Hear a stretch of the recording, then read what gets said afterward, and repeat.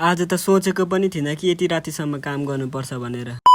आज चाहिँ लाग्नुपर्ने हुन्छ टमाटर रोप्नु। माथि दाजुहरूकोमा टमाटर रोप्नु पर्ने हो। काँटा कोदालो केही पनि बोकिनँ किनभने माथि नै मैले पाइहाल्थेँ। दाजुको घर पनि पुगेर दाजुभाइ झर्यो काँटा बोकेर बारीतिर। सुरुमा चाहिँ हामीलाई ड्याङ नै उचाल्नु पर्ने हुन्छ। ड्याङ उचालिसक्दाको चाहिँ हाम्रो दाजुको रियाक्सन, ड्याङ पनि उठाइसकाएर चाहिँ हामीलाई झार फ्याँक्नु पर्ने हुन्छ। कोदो बारी पनि हर भइसकेछ। आकाश पनि आज त क्या दामी देखेको भिडियो पनि बनाइदिइहाले। झार सार पनि जिलाइसकेर हामीलाई चाहिँ लाग्नु पर्ने हुन्छ खाजा खानु। खाजा भुजा दबाएर चाहिँ मोमलको झिक्रा छान्दै मोल खन्दै दाजु मोल बोक्ने।